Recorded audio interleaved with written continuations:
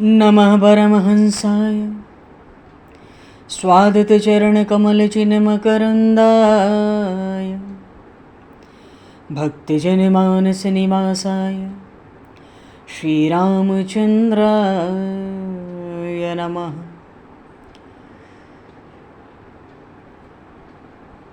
वंशीविभूषितकरान्नवनीरदाभात् पीताम्बरादरुणबिम्बफलाधरोष्ठात् पूर्णेन्दुसुन्दरमुखादरविन्दनेत्रात् कृष्णात् परं किमपि तत्त्वमहं न जाने। वागीशायस्य वदने लक्ष्मीर्यस्य च वक्षसि यस्तास्ते हृदये संविततं नरसिंहम् अहं भजे। विश्वसर्गविसर्गादि नवलक्षणलक्षितं श्रीकृष्णाख्यं परमधाम जगद्धाम नमामि तत्। गङ्गातरङ्गरमणीयं जटाकलापं गौरीनिरन्तरविभूषितं वामभागं नारायणप्रियं अनङ्गमदापहारं वाराणसीपुरपतिं भज विश्वनाथम्।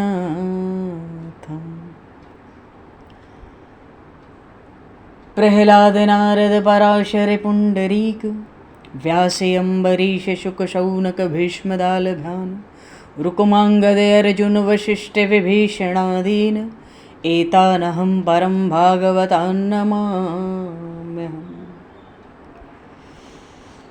श्रीसीतानाथसमारम्भां श्रीरामानन्दार्यमध्यमाम् अस्मदाचार्यपर्यन्तां वन्दे गुरुपरम्पराम्। वाञ्छाकल्पतरुभ्यश्च कृपासिन्धुभ्य एव च पतितानां पावनेभ्यो वैष्णवेभ्यो नमो नमः। योगेन्द्राय नमस्तस्मै शुकाय ब्रह्मरूपिणे संसारसर्पदष्टमयो विष्णुरात्ममुच्यत। नारायणं नमस्कृत्य नरं चैव नरोत्तमं देवं सरस्वतं व्यासं ततो जयमुदीरये।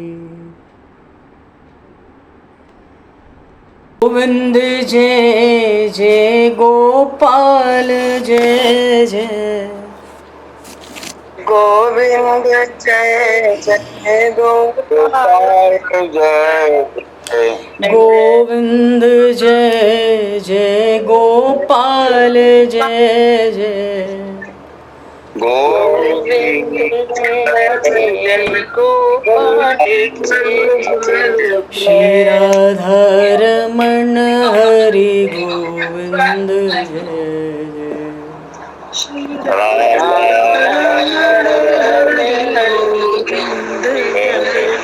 श्री राधारमण हरि गोविंद जय जय। श्री राधारमण हरि गोविंद जय। श्री राम जय जय ऋषिकेश जय जय। श्री राम जय जय ऋषिकेश जय। श्री राम जय जय ऋषिकेश जय जय। श्री राम जय जय ऋषिकेश जय जय। सीतारमण रघुनाथ जय जय। सीतारमण राम रघुनाथ जय जय। सीतारमण राम रघुनाथ जय जय। सीतारमण राम रघुनाथ जय। श्री वृंदावन बिहारी लाल की जय। श्री जमुना महारानी की जय। श्री गिरिराज महाराज की जय, श्री गिरिराज धरणे की जय, समस्त गौवंश की जय, 84 कोस ब्रजमंडल धाम की जय, श्री वेदव्यास जी महाराज की जय, श्री सुखदेव जी महाराज की जय, श्री शुत शौनक आदि ऋषियों की जय, श्री सद्गुरुदेव भगवान की जय, सब संतन की जय, सब भक्तन की जय, समस्त वैष्णवन की जय, समस्त पूर्वाचार्य चरणन की जय, समस्त संप्रदाचार्यन की जय, श्री सद्गुरुदेव भगवान की जय। गंगा मैया की जय, जमुना मैया की जय, सरयू मैया की जय, गौ माता की जय, तुलसी माता की जय, पृथ्वी माता की जय, काशी महारानी की जय। जय जय श्री सीताराम, जय जय श्री राधेश्याम। नमः पार्वती पते हर हर महादेव। हरिशरणम। अनंत कोटि ब्रह्मांड नायक सर्वेश्वर पूर्ण परात्पर ब्रह्म, असंख्य कल्याण गुणगणलय, भक्त वांछा कल्पतरु, शरणागत वत्सल, भक्त वत्सल, दीनबंधु, दया सिंधु, सच्चिदानंदमय श्री विग्रह भगवान श्री राधा माधव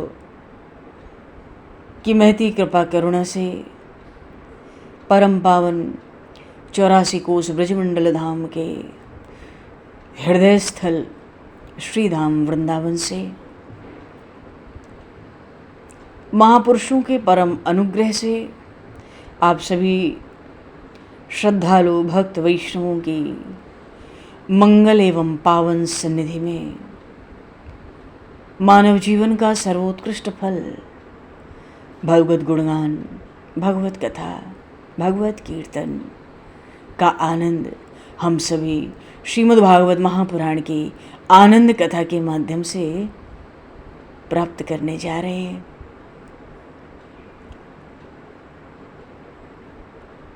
सर्वप्रथम आप सभी भक्तजनों के श्री चरणों में भगवत भाव से सादर वंदन, सादर नमन। आप सभी को यथा योग्य जय सिया राम, जय जय श्री राधे, हरि शरणम। जय हो, जय जय श्री राधे, सभी को जय सिया राम, जय हो भगवान, जय हो श्री राधे, श्री राधे, जय जय जय। कासाय वस्त्रं मणिहारभूषितं सिंहासनस्थं श्रितभक्तव्यापितम् अनाथनाथं करवीरवासनं श्रीकृष्ण गोविंद शरणं प्रपद्ये। श्रीकृष्ण गोविंद मनसा स्मरामि।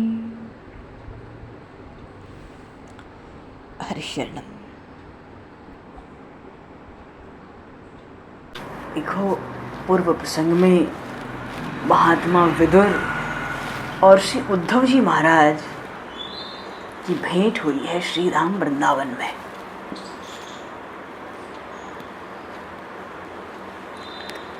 और जहां अतिशय प्रेम होता है,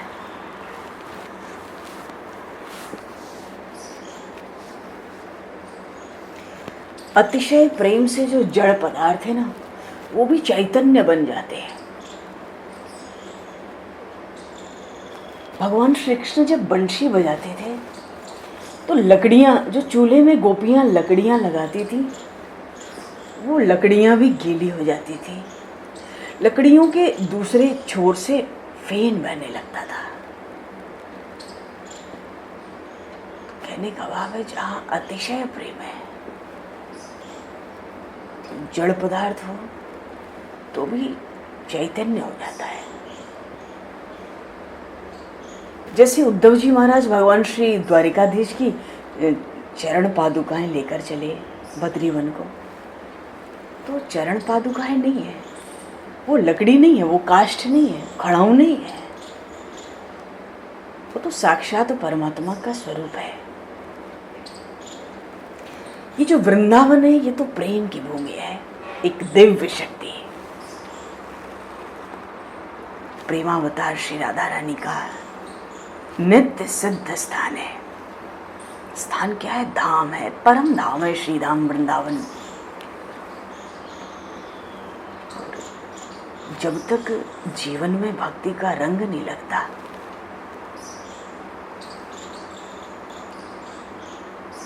किसी से भी बात करें, किसी से भी मिले, हर तरह के परमाणु हमारे भीतर आते हैं। जब तक भक्ति का रंग नहीं लगता तब तक पाप से डर भी नहीं लगता। और वृंदावन में ठाकुर जी तो नित्य ही 11 वर्ष के हैं, श्री राधा रानी नित्य ही 9 वर्ष के हैं। हजारों वर्ष बीत गए पर ये बड़े नहीं हुए, क्योंकि भगवान का, वृंदावन में भगवान का बाल स्वरूप है, और वो बाल स्वरूप निर्विकार है, दिव्य है। विदुर जी भगवान श्री राधा कृष्ण की सेवा करते हैं, मानसी सेवा करते हैं, तो उद्धव जी सारी रात मौन रह के उनका ध्यान करते हैं। कहने का भाव है कि जो वैष्णव हैं, वैष्णव तो दया के समुद्र होते हैं। जब बहुत आग्रह किया उद्धव जी से विदुर जी ने कि आपको द्वारिकाधीश ने अंतिम भेंट में जो उपदेश दिया वो हमें भी दो, मैं आपकी शरण में हूँ, मैं आपका दास हूँ, भगवान ने जो आपको उपदेश दिया वो हमें भी सुनाओ, मेरी इच्छा है, मैं लायक नहीं हूँ। पर भगवान ने अपनाया है। देखो भक्त सब कुछ जानते हैं। उद्धव जी जानते हैं विदुर जी क्या है, महान जीव हैं। भले ही कहें कि हम साधारण जीव हैं, विदुर जी महान जीव हैं, इतने प्रेमी, इतने भक्त जीव हैं कि अपने को कहते हैं मैं लायक नहीं हूँ, आप भगवान का उपदेश हमें सुनाओ।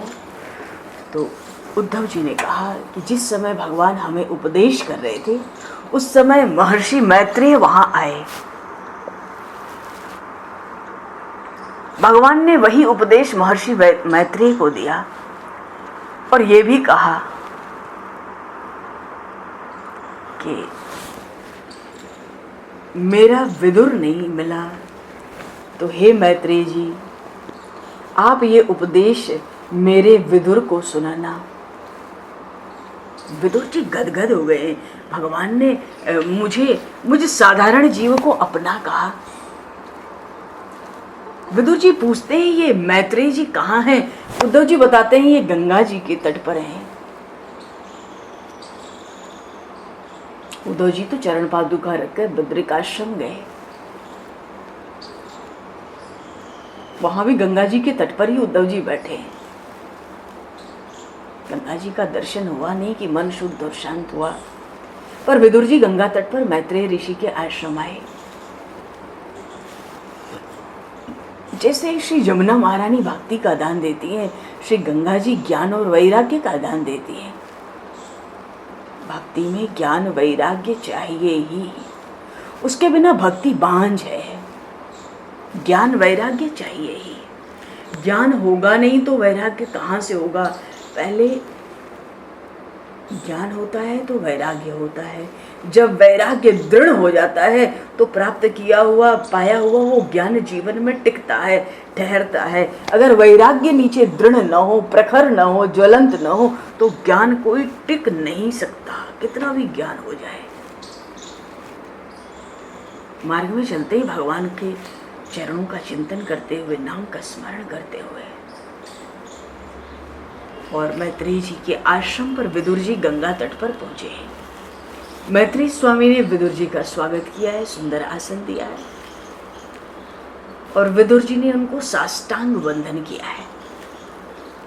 ये महर्षि मैत्रेय भी कहते हैं, हे विदुर मैं आपको पहचानता हूँ, भले आप दंडवत लगाओ, आप तो यमराज हो, यमराज के अवतार हो। इस प्रसंग की चर्चा कल हुई। बात यह है कि जानकर या अनजाने में किए गए पाप का फल भोगना ही पड़ता है। अपनी इच्छा से या दूसरे की इच्छा से किया गया पाप जो भी हो उसका फल भोगना ही पड़ता है। पाप का नाश भोगने से होता है। पाप भगवान को अर्पण नहीं होता, भगवान को पुण्य अर्पण किया जाता है, सत्कर्म अर्पण किया जाता है। कायेन वाचा मनसेन्द्रियैर्वा बुद्धि आत्मना वा प्रकृते स्वभावात् करोमि यद यद सकलम परस्मै नारायणायेति समर्पयामि। भगवान को सत्कर्म, क्योंकि अगर सत्कर्म अपने जीवन के पुण्य कर्म, अच्छे कर्म भगवान को निवेदित नहीं कर देंगे, भगवान को अर्पित नहीं कर देंगे भोग की तरह, तो काम क्रोध लोभ जब भी हमारे भीतर आएंगे हमारे सत्कर्मों के खजाने को नष्ट कर देंगे। जैसे रखा हुआ नगद धन चोर डकैत उठा ले जाते हैं, काम क्रोध लोभ हमारे जीवन से हमारे सत्कर्म ले जाते हैं।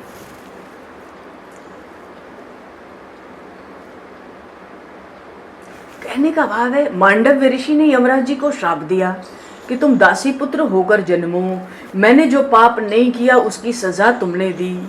मांडव्य ऋषि के श्राप के कारण यमराज विदुर जी के रूप में प्रकट हुए, दासी पुत्र हुए। यमराज महान देवता है।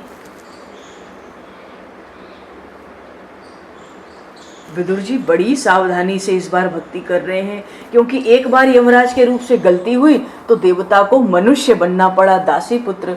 और अगर मनुष्य से गलती होगी भक्ति में तो फिर 4 पैर के बन सकते हैं। वैसे गीता जी की अपार महिमा है। नित्य गीता जी का एक श्लोक का पाठ यदि किया जाए नित्य, तो मनुष्य को अगली बार मनुष्य जन्म मिलना तय रहता है, निश्चित है। वो 4 पैर का नहीं हो सकता। चलो विदुर जी अब सावधानी सोचते हैं, पिछली बार भूल हुई है, अब भूल नहीं होनी चाहिए, सावधानी से भक्ति करते हैं।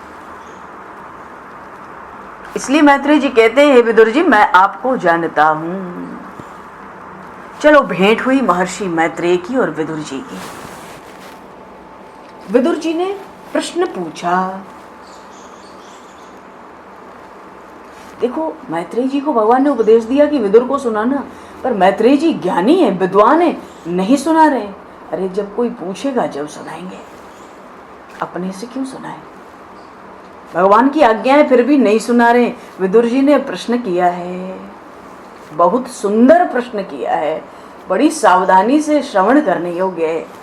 सुखाय कर्माणि करोति लोको न तैः सुखम वान्य दुपारमं वा विन्देत भूयस्तत एव दुखम यदत्र युक्तम भगवान वदिन्नत।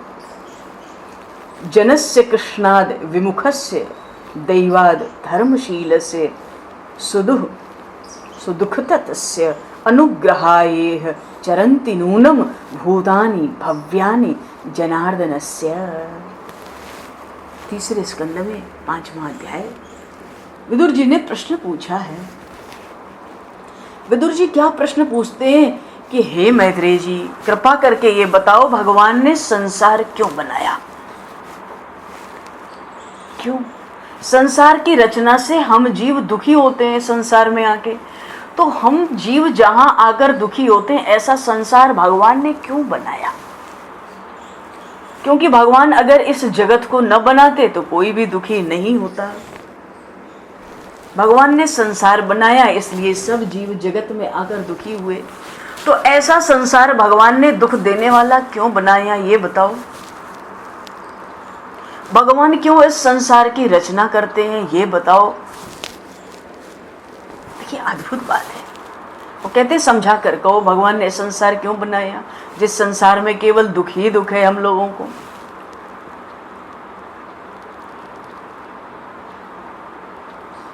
हे मैत्रेय जी, अगर आप ये कहना चाहते हैं कि भगवान ने जगत उत्पन्न किया, ये उनकी लीला है।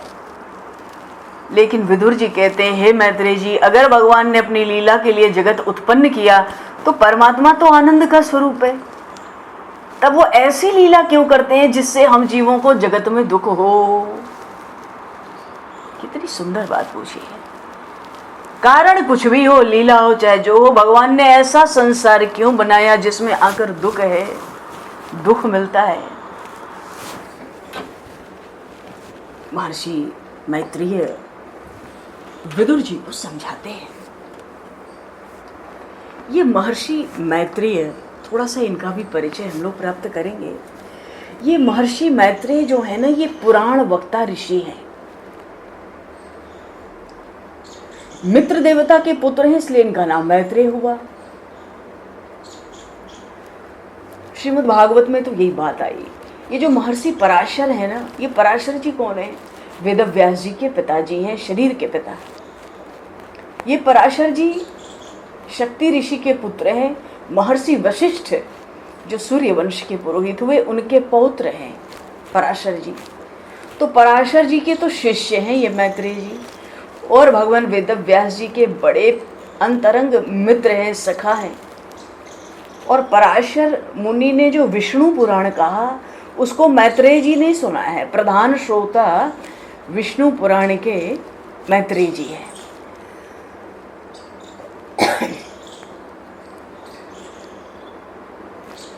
अपनी भागवत जी के प्रधान श्रोता हमारे ठाकुर जी हैं, क्योंकि एक ठाकुर जी हैं जो नियम से सुन रहे हैं, समय से सुन रहे हैं, देर सवेर जैसे हो वैसे सुन रहे हैं। प्रधान श्रोता वही हो सकता है जिसके कान में आधे मिनट की भी कथा न छूटती हो। तो विष्णु पुराण पराशर ऋषि ने कहा, उसके प्रधान श्रोता मैत्रेय जी ही थे। संपूर्ण वेदांग और सब धर्मशास्त्रों का अध्ययन वहीं पराशर ऋषि के पास किया। अरे पराशर ऋषि जब अपनी माँ के गर्भ में थे तो गर्भ से वेद ध्वनि होती थी। ऐसे विलक्षण महापुरुष। भगवान श्री कृष्ण की महर्षि मैत्रेय पे पूर्ण कृपा थी। जब भगवान अपने लोक जा रहे थे तो इनको अधिकारी जानकर, समय समझकर अपना समस्त ज्ञान इनको दिया। भगवान जब परम धाम पधार रहे थे, खोजते खोजते उद्धव जी आए।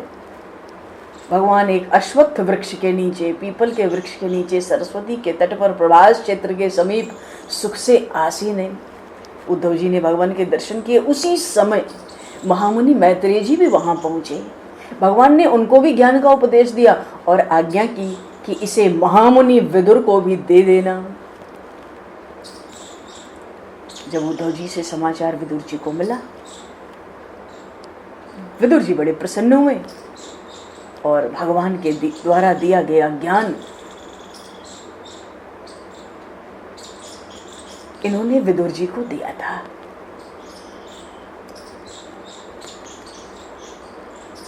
महर्षि मैत्रेय का नाम कौन नहीं जानता, जो पुराणों को कभी भी देखता हो। और जो भगवान श्री कृष्ण के स्वरूप के विशेष प्रेमी है, वो तो भागवत छोड़ते ही नहीं जी। 365 दिन उनकी भागवत उनके लिए अमूल्य निधि है, क्योंकि संपूर्ण भागवत में श्री कृष्ण चिंतन ही है। तो ये मैत्रेय जी ज्ञान के भंडार हैं। ज्ञान के भंडार कहो तो ऐसा नहीं है कि भगवान की लीलाओं के परम रसिक हैं, भगवान के परम कृपा पात्र हैं। अपने गुरुदेव महर्षि पराशर जो हैं, उनका नाम लेके अपनी गुरु परंपरा भी बताई इन्होंने। और ये चिरजीवी हैं, भगवान के आशीर्वाद से ये चिरंजीव है। ये आज भी कहीं न कहीं किसी रूप में इस धराधाम पर, इस पृथ्वी पर है। और भगवान की कथा तो मैत्रेय जी को इतनी प्रिय लगती है, इतनी प्यारी लगती है। कथा की महिमा सुनाते हुए भागवत में ही एक श्लोक में मैत्रेय जी ने कहा, को नाम लोके पुरुषार्थ सारवत, पूरा कथा नाम भगवत कथा सुधाम, आपीय कर्णांजलिभिर भवापहा महो विरज्येत विना नरेतरम। मैत्रेय जी का भाव है कि संसार में पशुओं को छोड़कर अपने कल्याण का सार जानने वाला ऐसा कौन मनुष्य होगा जो संसार के जन्म मृत्यु से छुड़ा देने वाली भगवान की प्राचीन कथाओं में से किसी भी अमृतमयी कथा को अपने कानों से एक बार सुनकर उसका मन हट गया हो। ऐसा कोई हो नहीं सकता। जो एक बार भगवान की कथा सुन ले और उसका मन हट जाए।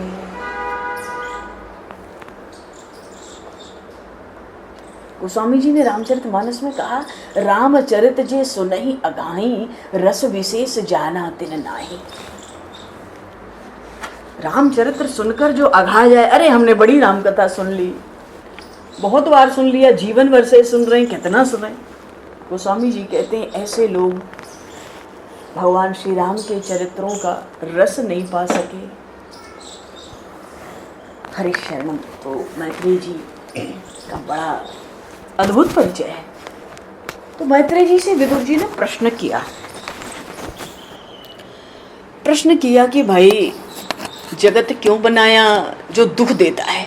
भगवान जब सुख स्वरूप है, आनंदमय है, तो ऐसी लीला क्यों करते हैं लीला के लिए कि जीव को दुख हो?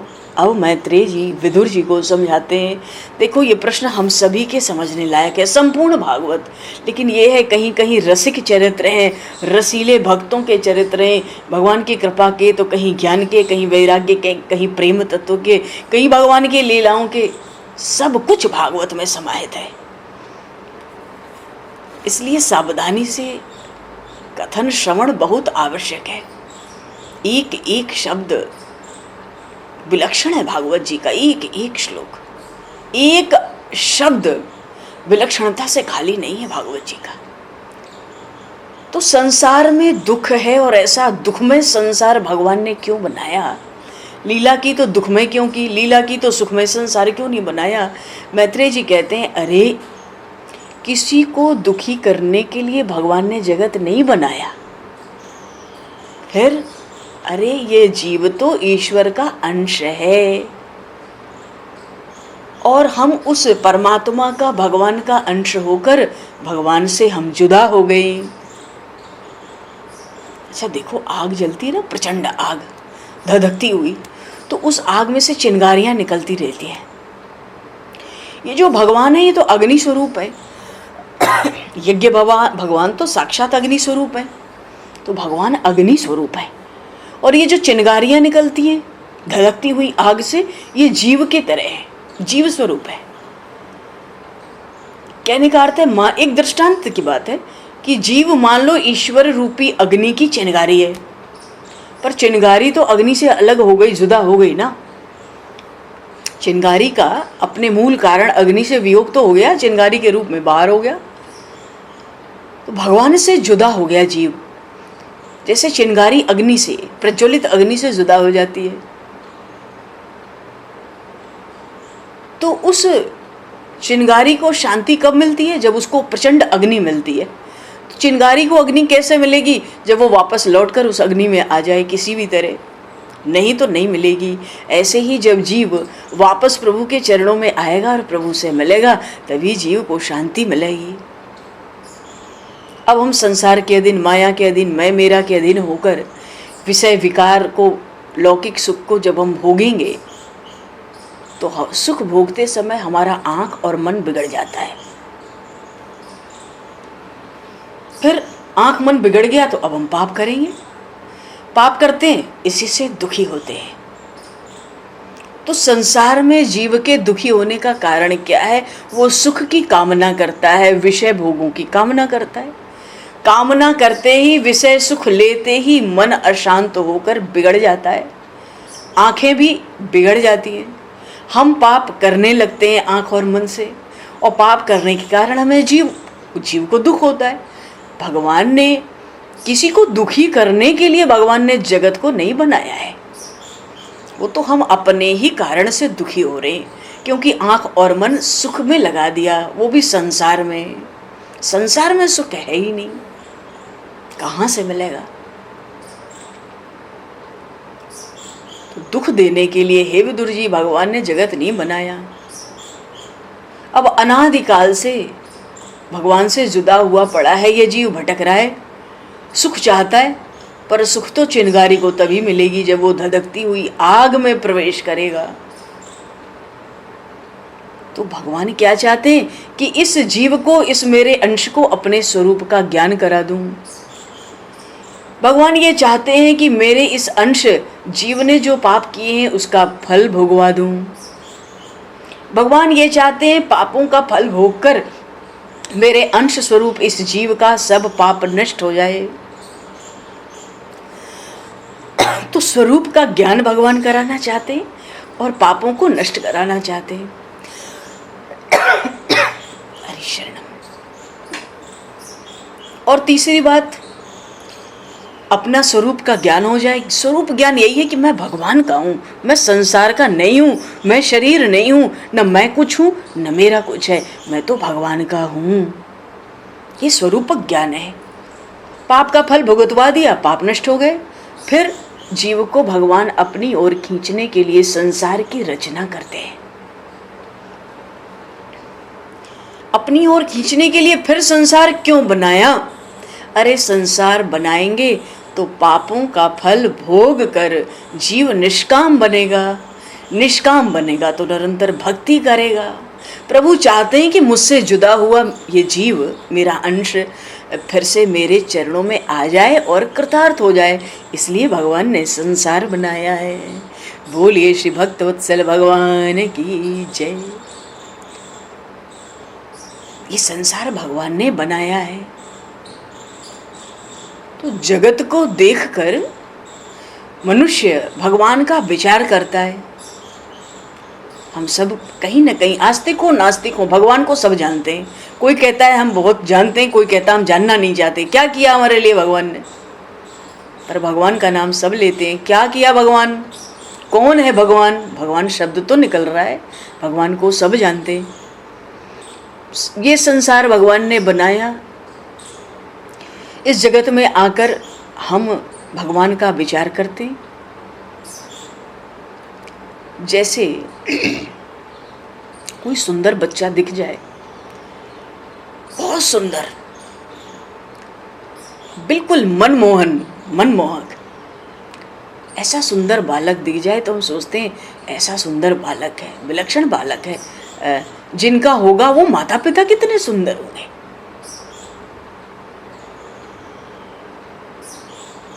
तो हम मनुष्य को भी सोचना चाहिए, हम सब में इतने सुंदर सुंदर लोग हैं, ऐसे विलक्षण गुण हैं एक दूसरे में, तो हमें बनाने वाला वो भगवान, वो परमात्मा, वो कितना सुंदर होगा। भगवान ने जगत की रचना इसीलिए की कि मनुष्य सोचे कि वो परमात्मा कितना सुंदर होगा, वो परमात्मा कैसा आश्चर्यमय है, कैसा दुर्गम अद्भुत चरित्र वाला है, जिसने ऐसे विलक्षण जगत को बनाया।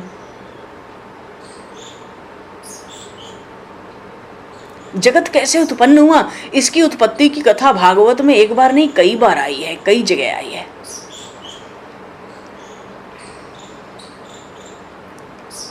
तो ये जगत भगवान ने उत्पन्न कैसे किया, ये सृष्टि के उत्पन्न करने की कथा तो भगवान ने अलग से कही है। भगवान का प्रभाव प्रकट होता है लीला चरित्रों में, कथाओं में, चरित्रों में भगवान के गुण प्रकट होते हैं, भगवान का शील, भगवान का स्वभाव प्रकट होता है।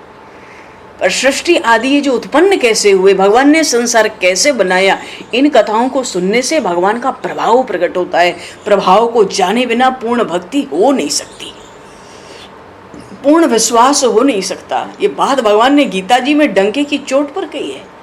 भक्ति और प्रभाव के रहस्य को जानकर भक्ति करो। विदुर जी कहते हैं तो आप बताओ कैसे संसार की उत्पत्ति हुई। मैत्रेय जी बताते संसार कैसे उत्पन्न हुआ। सावधानी से श्रवण करने से, कथन करने से बहुत लाभ होता है। ये भगवान के प्रभाव की लीला है। आदि नारायण वो जो भगवान परमात्मा है, उनको खेलने की इच्छा हुई। एको हम बहुश्यामा, पहले भी ये प्रसंग आ चुका है हल्का सा। आदि नारायण परमात्मा को खेलने की इच्छा हुई, खुद से मिलने की इच्छा हुई, खुद को देखने की इच्छा हुई, फिर खुद से प्रेम हुआ। सृष्टि का क्रम चला। तो जब खेलने की इच्छा हुई तो प्रकृति और पुरुष का जोड़ा उत्पन्न हुआ। ये पुरुष पुरुषोत्तम आदि नारायण नहीं है, ये पुरुष है। प्रकृति और पुरुष का जोड़ा उत्पन्न हुआ। प्रकृति और पुरुष से महतत्व, महतत्व से अहंकार, अहंकार तीन तरह का, सात्विक, राजस, तामस।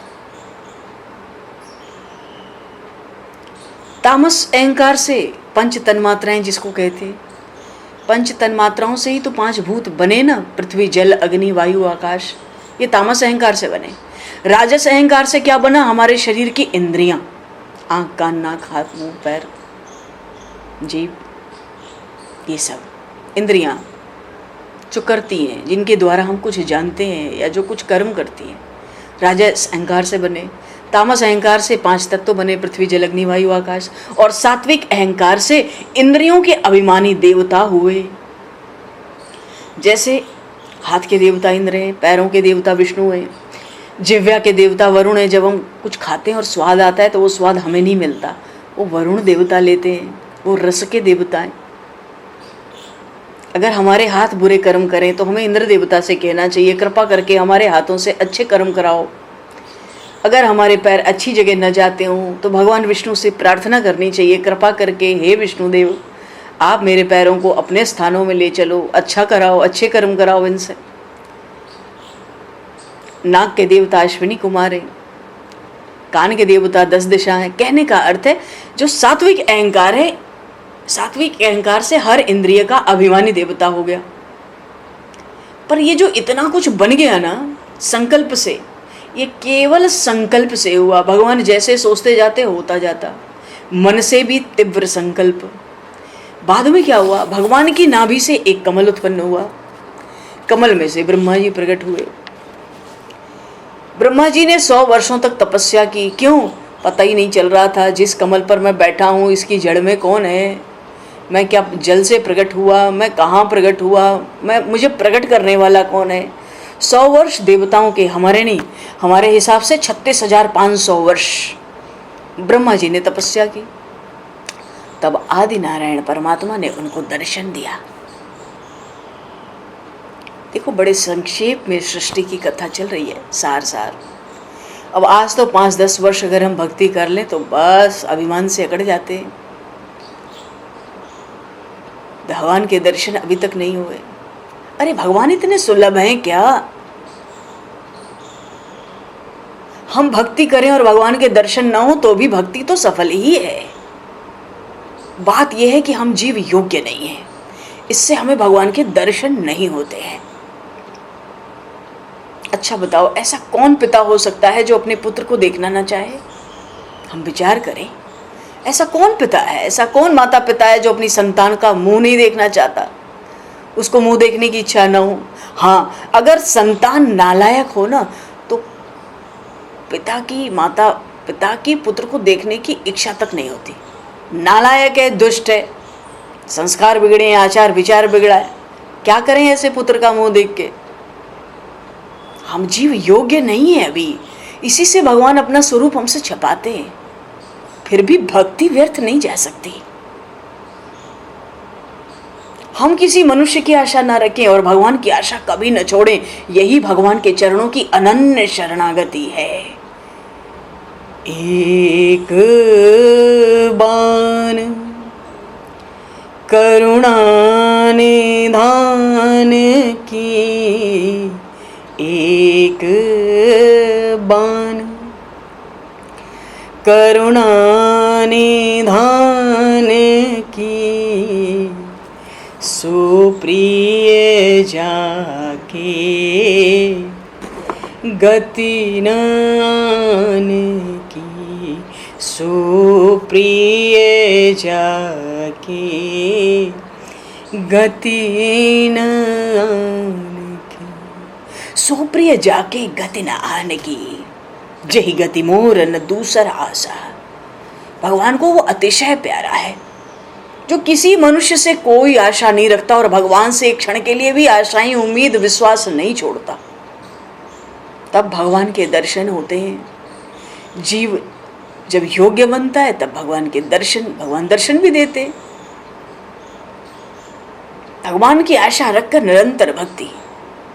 ब्रह्मा जी को भी 100 वर्षों तक भक्ति करनी पड़ी थी, तब नारायण के दर्शन हुए थे। ब्रह्मा जी ने स्तुति की, ज्ञातोऽसि मेद्य सुचिरान्ननु भेषबाज, न जायते भगवतो गतिरित्य यवद्यम।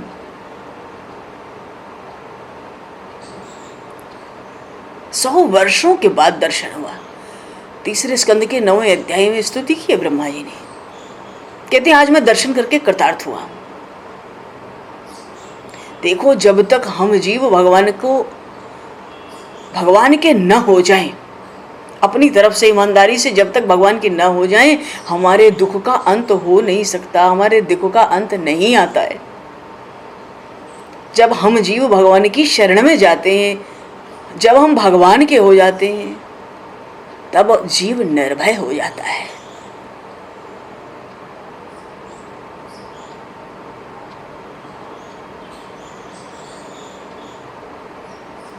तजोरे मन हरि विमुखन को संग, जाके संग कुमति मति उपजय, पड़े भजन में भंग, तजोरे मन हरि विमुखन के संग। भक्त वैष्णवों का निरंतर नित्य संग हो, तब तो भक्ति धीरे धीरे पुष्ट हो।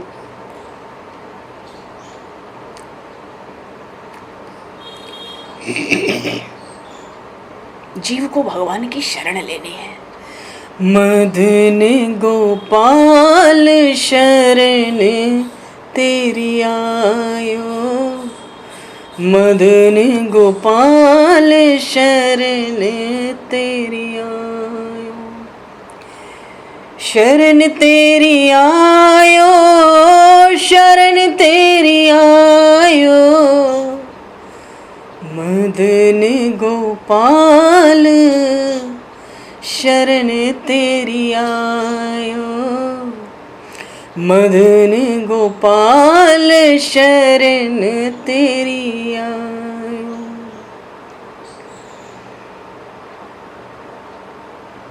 जे नर विमुख भयो गोविंद सो, जन्म अनेक महादुख पायो, श्री भट्ट के भट्ट प्रभु दियो अभय पद, जम डर प्यो जब दास कहायो।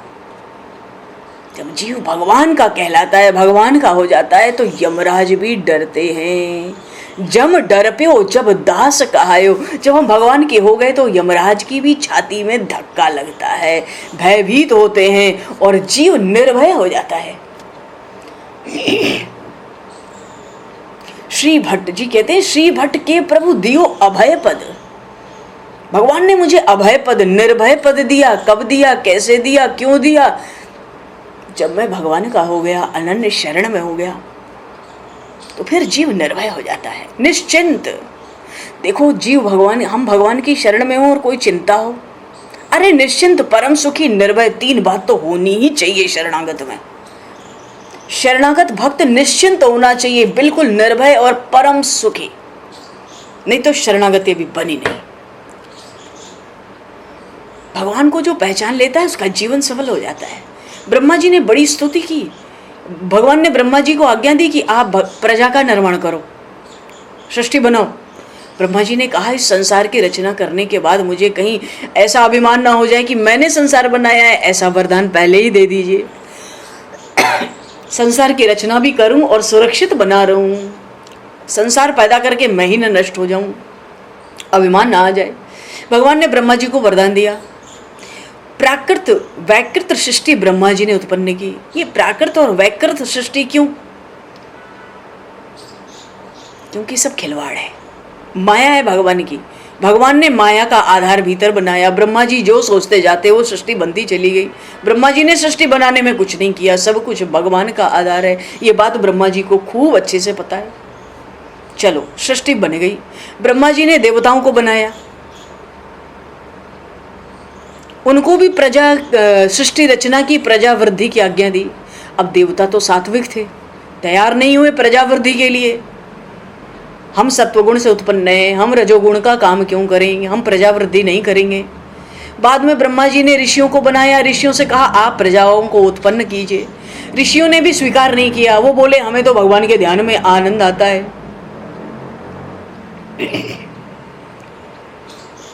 बहुत से लोग भागवत देखते हैं।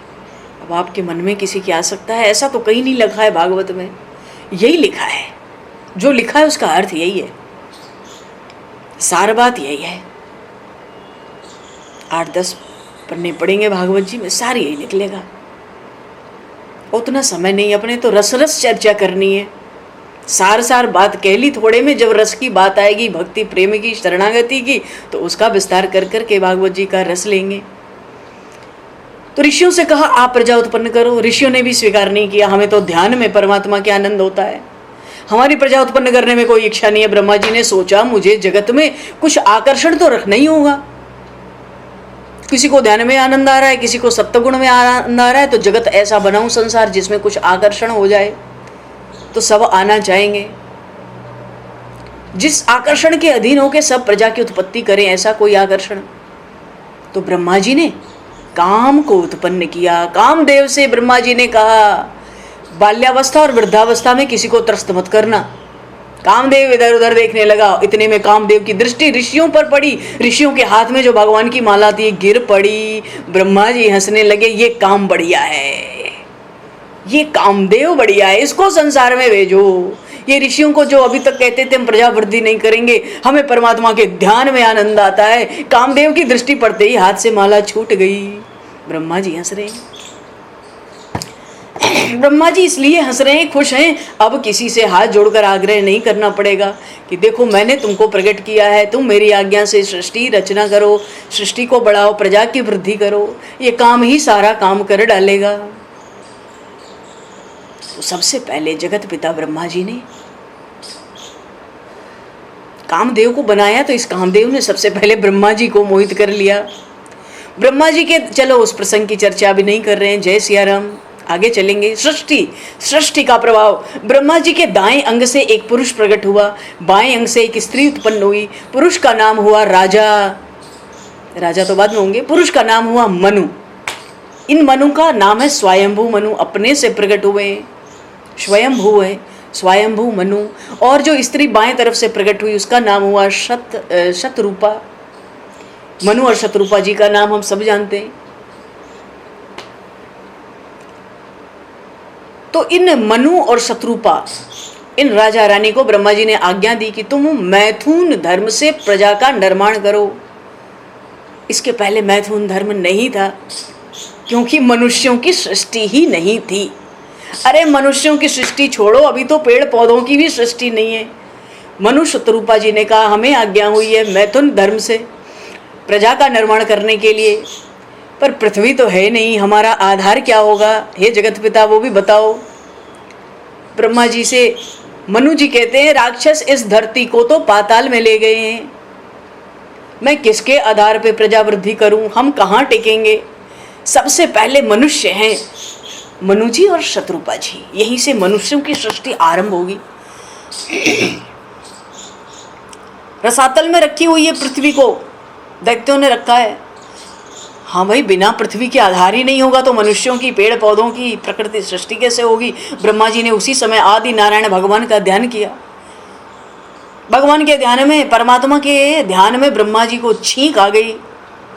जैसे ही छींक आई तो ब्रह्मा जी की नासिका है ना, नाक, उनके नाक के दाहिने तरफ से, दाहिने भाग से एक अंगूठे के बराबर वराह नारायण प्रकट हुए और धीरे धीरे वराह नारायण ने स्वरूप बढ़ा लिया।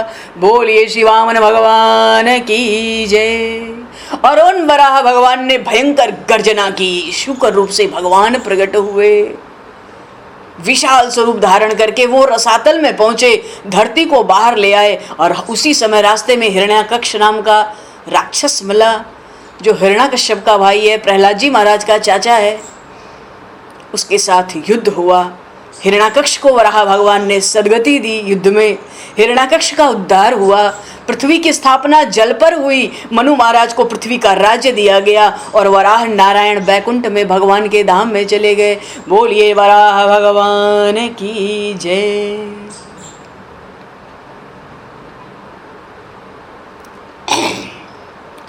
हरिशरणम। अब ये सृष्टि क्रम, सृष्टि की उत्पत्ति और मनुष्यों की सृष्टि बन गई। पृथ्वी लेकर वराह भगवान ने ब्रह्मा जी को दी। ब्रह्मा जी ने मनु और शतरूपा जी को। यहीं से मनुष्यों की, वृक्ष लताओं की, पशु पक्षियों की सृष्टि आरंभ हुई। अब देवताओं और ऋषियों के बाद, क्योंकि पशु पक्षियों के लिए, वृक्ष लताओं के लिए, मनुष्यों के लिए आधार चाहिए पृथ्वी का। ऋषि तो आकाश में भी रह लेते, देवता अपने अपने लोकों में रहते। तो वराह भगवान ने ब्रह्मा जी के आग्रह पर पृथ्वी का उद्धार करके हिरण्याक्ष का वध किया। वो भी कोई साधारण युद्ध नहीं हुआ। और आगे के प्रसंग में सृष्टि की उत्पत्ति के बाद जो आगे का क्रम है भागवत जी का, उस क्रम में अब वराह भगवान के अवतार की कथा आती है। अभी तो आधे मिनट में वराह भगवान आए, पृथ्वी का उद्धार किए, हिरण्याक्ष का वध किए और मनुष्यों की सृष्टि आरंभ की महाराज मनु और रानी शत्रुपा ने। आगे चल के इन्हीं के पुत्र हुए थे उत्तानपाद और प्रियव्रत। आकुति, प्रसूति, देवहूति 3 कन्याएं हुई थी। देवहूति से माता अनसुईया है। सारे एक से एक बढ़कर सब विलक्षण हैं। देवहूति की कन्या है माता अनसुईया, जो अत्रि जी के पास हैं चित्रकूट में। और भगवान कपिल भी माता देवहूति से हैं। उत्तानपाद से ध्रुव जी, उनके सबसे बड़े पुत्र हुए ध्रुव जी। और प्रियव्रत जी का तो क्या पूछना है, वेदों में इनकी गाथा आती है प्रियव्रत जी महाराज की। 2 अरब वर्ष हो गए हैं ध्रुव चरित्र को। तो पहले तो पिताजी का उनके चरित्र आ जाए, उनके बाबा का चरित्र आ जाए। तो ध्रुव जी महाराज के बाबा का नाम है स्वयंभू मनु, उनकी दादी का नाम है रानी शतरूपा। मनुष्यों की सृष्टि आरंभ हो गई है। और भागवत भगवान कृपा करेंगे। अगले प्रसंग में हम लोग भगवान वराह भगवान के अवतार की कथा सुनेंगे। संक्षेप में चलेंगे, क्योंकि इतनी कथा से तो संतोष नहीं होता चित्त को। क्यों वराह भगवान की कथा 1 मिनट में हो गई, इतने संक्षेप में हो गई, भक्तों के चित्त को संतोष नहीं होता। जो भगवान के प्रेमी है, भगवान के भक्त है ना, वो बड़े विस्तार से कथा सुनने चाहते हैं, इच्छा रखते हैं। क्यों? उनके भगवान ने ही कोई रूप धारण किया है पृथ्वी के लिए, गऊ के लिए, ब्राह्मण के लिए, देवताओं के लिए, ऋषियों के कल्याण के लिए। हमारे भगवान के कौन कौन से दिव्य अद्भुत चरित्र हैं, हमारे भगवान ने किस किस अवतार में क्या क्या लाभ दिया, किसको किसको दिया। भक्तों की बड़ी इच्छा होती है हम विस्तार से भगवान का, अपने इष्ट देव का चरित्र सुने। विदुर जी भी जानना चाहते हैं हिरण्याक्ष कौन था, और सृष्टि के प्रारंभ में ही भगवान के साथ युद्ध कैसे होने लगा। ये रसातल में पृथ्वी गई तो कैसे गई। विदुर जी चाहते हैं कि हे मैत्रेय जी, वराह नारायण का चरित्र थोड़ा विस्तार से कहें। मेरी तो रहस्य के साथ श्रवण करने की इच्छा है। वराह भगवान के अवतार का कुछ रहस्य सुनाइए। मैत्रेय जी गदगद हुए हैं। जब भक्त जन, प्रेमी जन भगवान की कथा सुनना चाहते हैं तो कथा सुनाने वाले को भी बड़ा सुख मिलता है, और इच्छा न हो तो सुख नहीं मिलता। अपने आप बिना कहे सुने पता पड़ जाती है भीतर। तो 1 अध्याय में तो हिरण्याक्ष के पूर्व जन्म की कथा थी, और बाद के 5 अध्यायों में 3रे स्कंद में ही वराह महाराज के चरित्र की कथा है। तो भगवान के चरित्र की कथा हम लोग अगले प्रसंग में करेंगे। समय को दृष्टिगत करते हुए नाम संकीर्तन करेंगे और फिर वाणी को विराम दे देंगे। गोविंद मेरो है, गोपाल मेरो है, गोविंद मेरो